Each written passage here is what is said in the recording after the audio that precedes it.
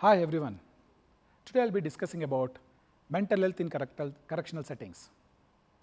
No one truly knows about a nation until one has been inside its prison, said Nelson Mandela. I am Dr. Suresh Bada Math and I had a different view of prison. I used to think, why should we have prison? Why should we waste taxpayers' money? Let's execute all the prisoners and give justice to the victims and the survivors. That was my thinking process 20 years back. After working for 2 decades in forensic psychiatry, my thinking process has changed completely. There has been a paradigm shift from punishment to rehabilitation and reformation. In the next 15 minutes, I'll be taking you through this punishment to rehabilitation. My presentation has 3 parts. Part 1, I'll be discussing about the case vignette to set the context. Part 2, I'll be discussing about the research findings about the mental health in prison, and the part 3, way forward. Coming to the case vignettes. As soon as we got independence in 1951, Mr. M, who is 23-year-old, was working in an Assam village, had an acute psychotic episode. It's a severe form of mental illness. He assaulted his colleagues. Immediately he was taken to the prison. He was arrested and taken to the prison. From there he was shifted to Tejpur Mental Hospital. In Tejpur Mental Hospital, he was there for 16 years. After 16 years, the doctor certified that he is cured from mental illness and he was shifted back to Guwahati prison. That was in 1967. For this Mr. M, the time stood still. In 2005, a human rights activist in Guwahati wrote a newspaper article about this man, telling that a 77-year-old man inside the prison does not know why he is there and the trial has not been conducted. Immediately the Supreme Court and National Human Rights Commission took the cognizance of the case and the suo motu case was registered. They could not trace the FIR or any documents about Mr. M, and he was released. What was the crime? The crime was mental illness, assaulting his colleagues. Maximum imprisonment would have been 7 years, but he was there for 54 years inside the prison. This is the first case. Moving to the second case, a married lady, 38-year-old, having children, had developed mental illness since past 4 years. The family had taken her to various faith healers, temples, dargahs, church without any improvement. They did not go to the hospital because of stigma and discrimination. She was wandering at large in the village. One fine day, at the height of her mental illness, she entered into a temple, Hanuman temple, which belongs to the other community. Not only that, she entered into the sanctum sanctorium. The people from the community of the temple assaulted her.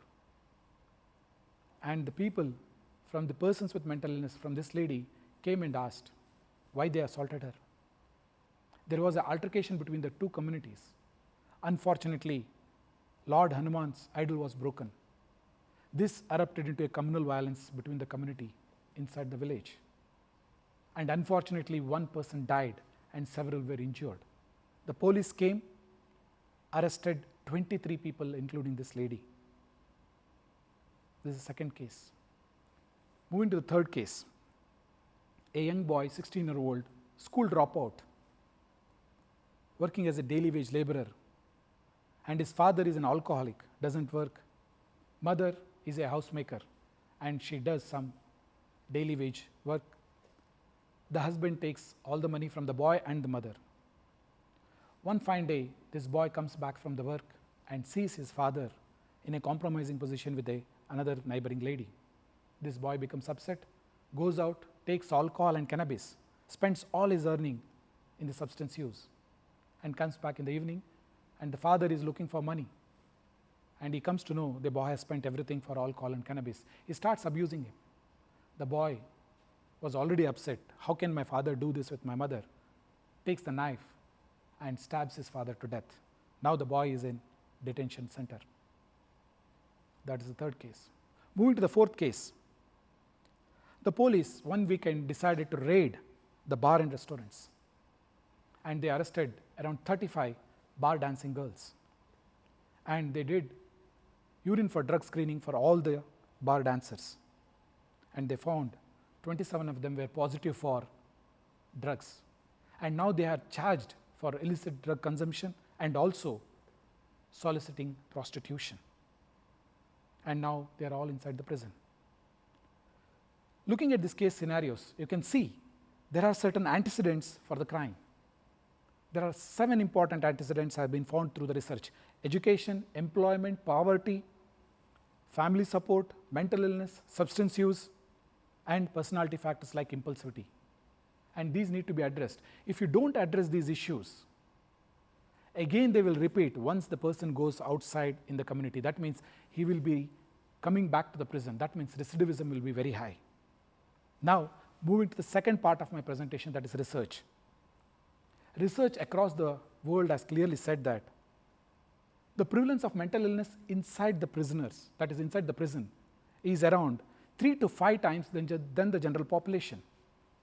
The National Mental Health Survey, which was done by NIMANS in 2015 and 16, clearly said that 10% of the general population in India has mental illness. If you take the same data, that means 30 to 50% of the prisoners have mental illness. There was a systematic review done by Fazal and Danish, which was published in Lancet. 62 studies were studied, analyzed from 12 countries. Again, the results from this study also said that 50 to 60% of the prisoners have mental illness. So, the literature is very clear. The mental illness is high. So what? If we don't provide mental health care inside the prison, the person with mental illness will be languishing in prison for a long time, and their human rights violation occurs, or he may become violent inside the prison. And if he is released without any treatment, the research clearly says that recidivism is high. Within 2 years, 60% of them will come back to prison again. Not only that, if you don't provide rehabilitation, a pretty criminal goes inside the prison and there is no rehabilitation. He spends times inside the prison and comes outside without any skill. The only skill he has got is contact with the organized crime syndicates inside the prison, and he will enter into the prison, because once he is outside, stigma, discrimination, unemployment, no skills, again he will enter into the crime. That means we require mental health care and rehabilitation inside the prison. So in this regard, there was a study done in Karnataka in association with High Court of Karnataka, Karnataka State Legal Service Authority, and Bangalore Prison. This study was executed by National Institute of Mental Health and Neuroscience, Bangalore, and I was the principal investigator of this study. We studied 5,024 prisoners, and the study results are stunning. If you look at the results, 79% of them prisoners had mental illness. That's a huge number. If you remove the substance use, because that is the maximum, if you remove the substance use, 28% continue to have mental illness. In that, 10% had depression, 15% had antisocial personality disorder, 2% had severe mental illness, and unfortunately 2 people, death by suicide occurred. One was a prisoner, another was a prison staff. Of course, prison staff are understaffed and they are in a very stressful situation. The other stunning result was urine drug screening. If you look at the urine drug screening, we had 2 types of population there: the new entrants into the prison and the old inmates. Because in a prison, every day 50 people are arrested and brought in, and 50 people, they leave the prison, either they have completed the sentence or they get the bail. If you look at the new entrants of the prison, the drug abuse prevalence was 45%. That means we have a population who are ill, who are coming inside the prison. And once they are inside the prison, if you look at the report, 61% has drug abuse. Name the substance, they are all available inside the prison. It's not only in India, across the globe, most of the prison, the substance use is available. This is an unfortunate, but we need to provide treatment inside the prison. So that was the study results. And this report is available online. You can find that, which is available on internet. What is the impact of the study? The impact of the study was very clearly the Government of India took cognizance and it was inculcated into the Mental Health Care Act of 2017. Section 103 clearly said that we need to provide mental health care inside the prison. There should be a psychiatry ward at least in one prison in the state. And for every 500 prisoners, there should be 15 beds for providing mental health care. Not only that, free medicine, human resources for providing care was being clearly said in the law. Now moving to the last part of my presentation, that is the road ahead. The first and the foremost thing, what should we do? The first thing is massive mental health awareness program inside the prison. The main reason being is you may provide access to treatment. Because of stigma and discrimination, no one will access treatment. Hence, there should be an awareness. If you don't provide awareness, most of the prisoner will say, rather call me bad rather than mad. So they will not take treatment. Hence, there should be an awareness. How to do this awareness? That is peer mentoring support. Here, these peers are basically convicted prisoners, under trial prisoners who are educated, who want to do good things. They can be trained in counseling, psychological first aid, gatekeepers suicide prevention program, substance use, identifying and referral for persons with mental illness. These are the champions. They will bring revolution inside the prison. We need to utilize this. This is very cost-effective method. The third, training of staff. Of course, the staff is stressed, but sensitizing them makes a much difference inside the prison. The fourth important is we need to start special clinics inside the prison. Mental illness clinic, substance prevention clinic, tobacco cessation clinic, legal aid clinic will help the prisoners. Fifth one, we need to give importance even for the communicable disorder clinics, such as HIV clinic, sexually transmitted disorder clinic, tuberculosis clinic. All we know, since past 1 year, we are fighting with the pandemic COVID. Anytime have you thought about the COVID inside the prison?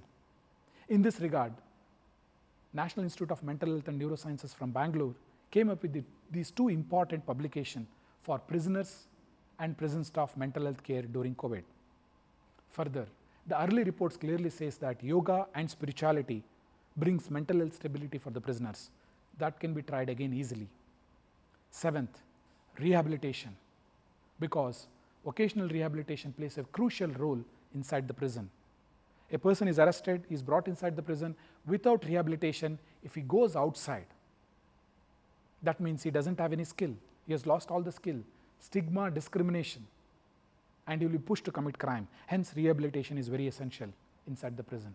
Further, education. By using distance education method, digital technology, we can educate our prisoners. At the same time, we need to consider alternative sentencing in the community. For petty crimes, which is punishable for 3 months, 6 months, maximum 1 year, we need to give alternative community sentencing.